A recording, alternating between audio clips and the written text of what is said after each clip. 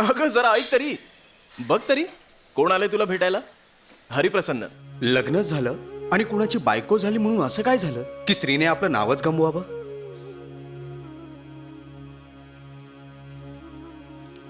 आणि स्वतःवरच असं काय रागवायचं की आपलंच नाव स्वतःला नीट लिहिता न यावं? श्रीमती सुनीता देवी. कुठे जाणार? मंदिराच्या लागूनच एक धर्मशाळा आहे, तिथेच उतरलोय. पण आता तर दिल्लीतच आहे, येत राहीनच अधूनमधून. तुम्हाला खूप त्रास देणार आहे बहुतेक. नाही नाही, आला नाही तर त्रास होईल. तुम्ही आल्यावर यांचा चेहरा आनंदाने फुलून गेलाय. आता मला 15 रुपये दिलेस तर मी निघेन. अरे थोडा वेळ बस तरी. सुनीता काम आटपून येतच असेल एवढ्यात. त्यांच्याकडे मागायची काय गरज आहे? तूच दे ना. मी सांगितलं ना, तीच खजिनदार आहे, मालकीण आहे, सर्व काही तीच बघते.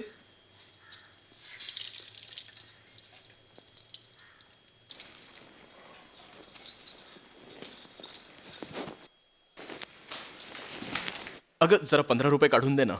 काय? हो, हरीला हवेत, तो निघालाय. मग तर अजिबात देणार नाही. निघालेत पण आणि पैसेही हवेत. बसू देत आणखी थोडा वेळ तरी. त्याला जायचंय सुनीता.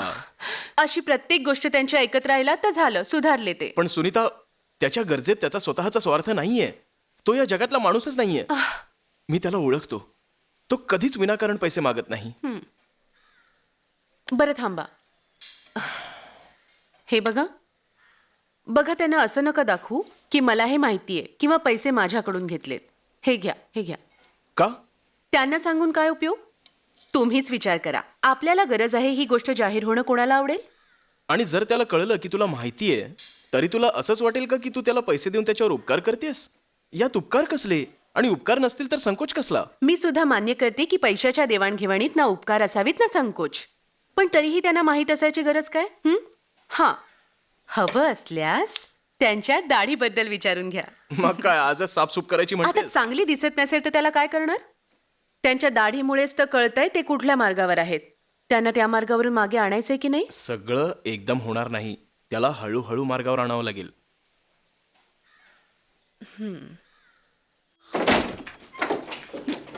त्यांना सांगितलंच तर नाहीस ना?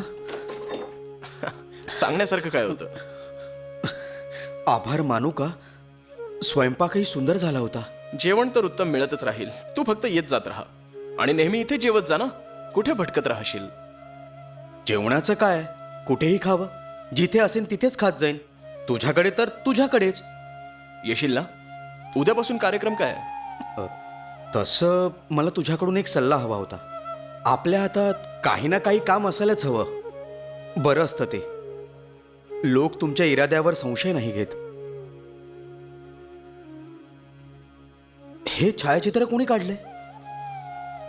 कोणीही काढलं असो, तुझा चेहरा किती भेसूर दिसतोय. मी घेऊन जाऊ का? हे दुरुस्त करण्याचा प्रयत्न करीन. हो हो, घेऊन जा. उद्या संध्याकाळी मग जेवायला इथेच या.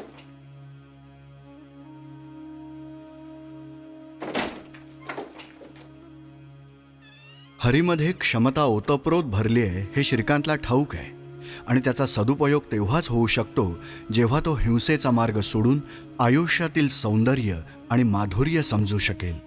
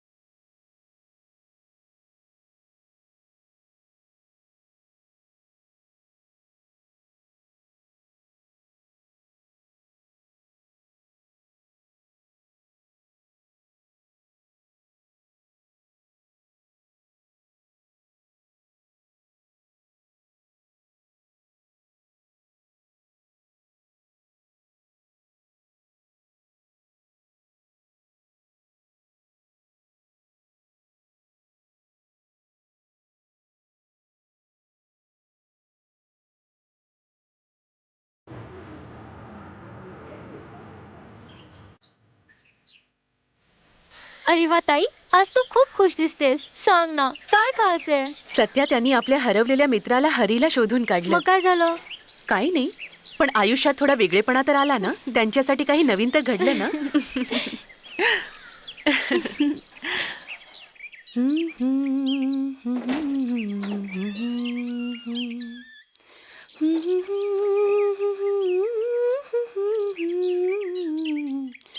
उलटून रात गेली केव्हा तरी पहाटे.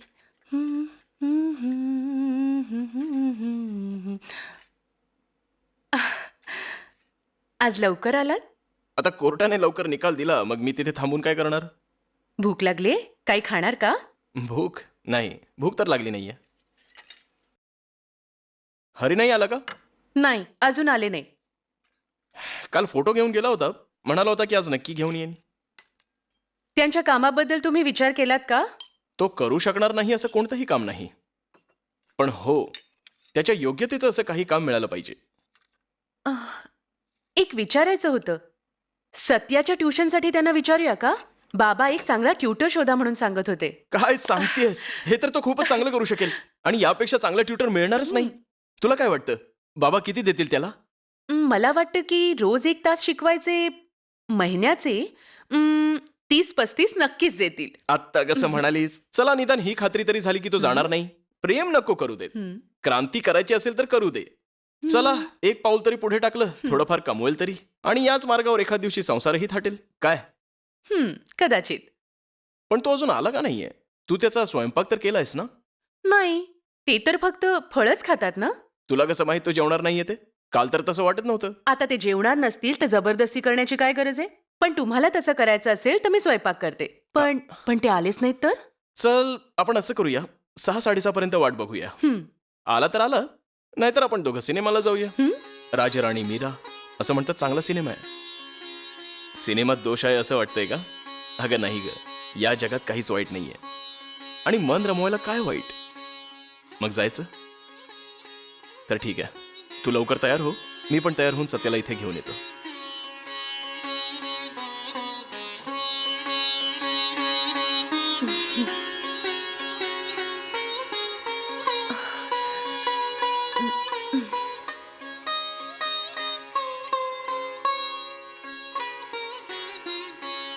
श्रीकांत, अरे श्रीकांत, श्रीकांत.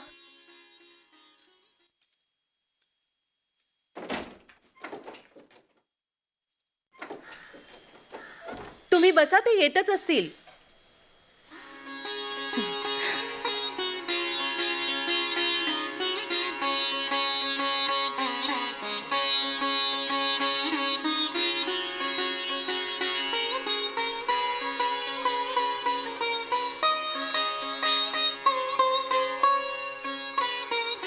आयुष्यात एकटेपणा, रितेपणा, सुनेपणा आला होता. हरिप्रसन्न मात्र एक नवीन तरंग घेऊन आला. चर्चा करण्यासाठी एक विषय मिळाला. जर आयुष्य सपाट असेल, सरधोपट असेल, गुंतागुंत धडपडही जिथे शक्य नसेल, तिथे काहीतरी घडणं खूप महत्त्वाचं असतं, जे आयुष्य उजळवून टाकेल. मग त्यात वाद निर्माण झाले तरी चालतील. हरीच्या येण्यामुळे सुनीता आणि श्रीकांतच्या आयुष्यात नवीन तरंग उठू लागले. सुनीताने तिचा चेहरा पुन्हा एकदा निरखून पाहिला. मग ती थोडीशी थबकली, जराशी लाजली, पण काही अवधीतच तिची लज्जा कुठेतरी लुप्त झाली आणि मग ती निघाली.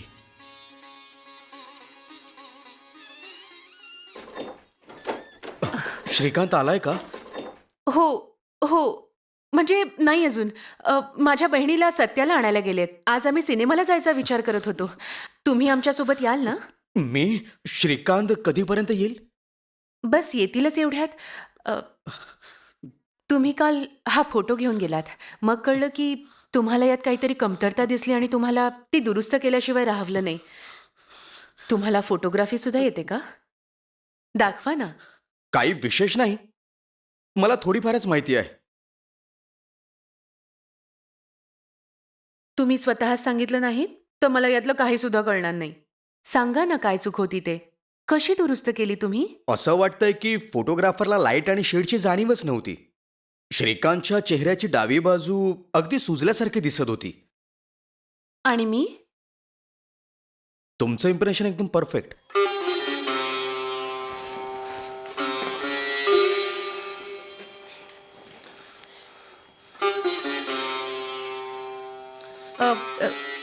फोटोग्राफी किती दिवसात शिकता येऊ शकते? शिकायचं काय त्यात? 1 महिना पुरेसा आहे. मग प्रॅक्टिस. महिन्याभरात? यांनी तर 4 महिने घेतले, पण तरीही अजून सरावले नाहीत. तुमच्याकडे कॅमेरा आहे? मला द्याल का? मी तुमचा एक फोटो काढेन छानसा.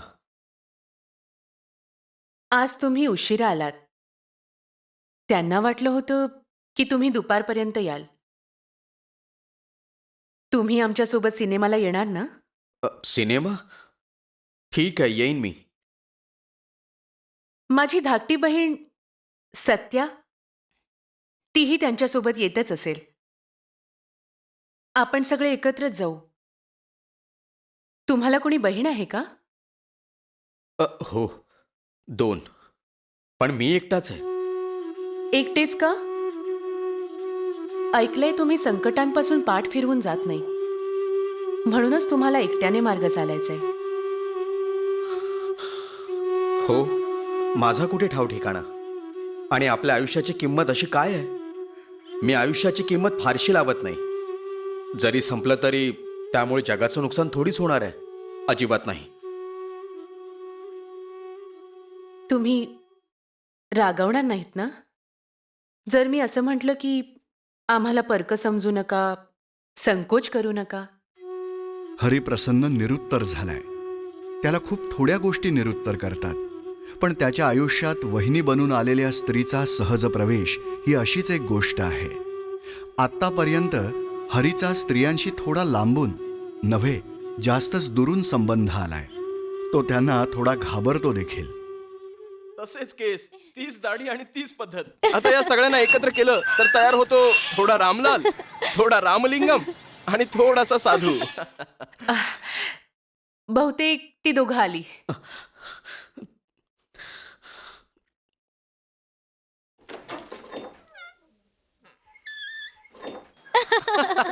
कधीपासून तुमची वाट बघतायत ते? ते कोण ताई? धीर धर, सगळं कळेल तुला. चल. पण ताई यात एवढं घाबरण्यासारखं काय आहे? अगं काहीच नाही, चल मी ओळख करून देतो.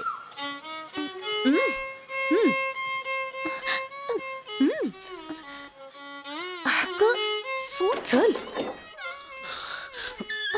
ताई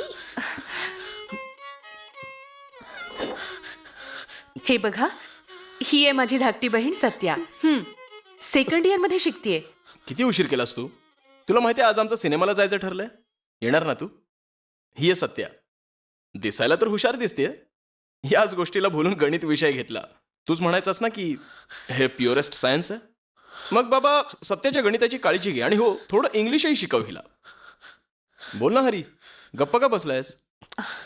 यात बोलण्यासारखं काय आहे? ते शिकवतील तिला. मग आपण नक्की समजूया ना? पण माझ्याकडे एकही डिग्री नाहीये. मी तर MA सुद्धा केलेला नाहीये. अहो, हिला शिकवल्यावर तुम्ही मोकळेच आहात. तुमच्या इच्छेनुसार जगू शकता. मग तुम्ही वाटेल ते करायला मोकळे आहात. रिकाम्या पोटी रिकाम्या हाती जगातलं कुठलंही काम नाही होऊ शकत. ठीक आहे, पण नक्की काय ते मी उद्याच सांगेन ना. मग ठीक आहे, उद्या यांच्याकडूनही काय ते नक्की ठरेल. काय? चल तुम्ही दोघी या, आम्ही बाहेर तुमची वाट बघतो.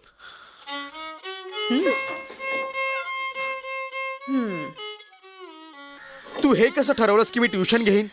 तुला ओळखतो मी. तुझ्याच कामाबद्दल चर्चा सुरू होती. तुझी वहिनी म्हणाली की बाबा 35 रुपये देतील. मग काय झालं निर्णय? नाही नाही नाही नाही, मला शारीरिक अस्तित्वासाठी शारीरिक श्रमातूनच पैसे कमवायचे आहेत. शिकवणीच्या कामातून उदरनिर्वाह करणं मला योग्य नाही वाटत. तू शारीरिक श्रमाला इतकं जास्त महत्व का देतोयस?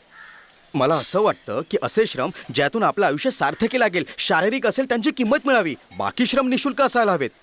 मी मोफतच शिकवत जाईन. तू मोफत शिकवणार आहेस? नाही, मी याच्या अगदी विरोधात आहे. बाबांचा तुझा काहीही संबंध नाहीये. ते तुझ्याकडून मोफत शिकवणी घेणारच नाहीत. अरे तू बौद्धिक श्रमातून पैसे मिळव आणि शारीरिक श्रमाचं दान कर. मी शारीरिक मेहनत मोफत केली तर मला वाटेल की मी मजुराच्या मेहनतीची कुचेष्टा करतोय, आणि हे मला नाही जमणार. पण मी तुझ्या मेवणीला ट्युशन देत जाईन. तुझ्याशी वाद घालण्यात काहीच अर्थ नाहीये. तू ना वेडा आहेस हरी. अगं ऐकलंस का, हरीने सत्याला शिकवायला नकार दिलाय. नकार दिला का? नाही हो वहिनी, मी काहीच नाही म्हणालो. तुम्ही नकार का म्हणून द्याल बरं? आता त्या बाबतीत चर्चा करण्यासारखं काही नाहीये. आपण सिनेमाला जायचंय ना? सत्या, मोरे नैनन में नंदलाला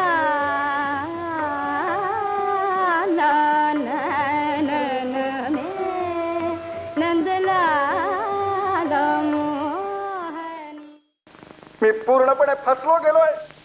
मी पूर्णपणे बर्बाद झालोय. मला तर तोंड दाखवायलाही जागा उरली नाही. महाराणा, असे झाले तरी काय? आज दरबारात यायचं वचन देऊनही तू आली नाही आणि विचारतेस काय झालं. क्षमा असावी महाराणा. दरबारात यायला मी निघाले होते, परंतु वाटेत कान्हाची बासरी ऐकू आली. कान्हाची बासरी? कान्हा कान्हा असा होरात्र विनवायचं होतं तर माझ्याशी विवाहात का केलास? तुझ्याच कान्हाशी विवाह करायचा होता. आपलं विधान योग्यच आहे. बालपणीच मी श्रीकृष्णाशी विवाह केला होता. मूर्ख स्त्री, आता तू तुझं खरं रूप दाखवू लागली आहे. ज्या दिवशी तू या सर्वनाशी मूर्तीला सोबत घेऊन माझ्या महालामध्ये पाऊल ठेवलंस.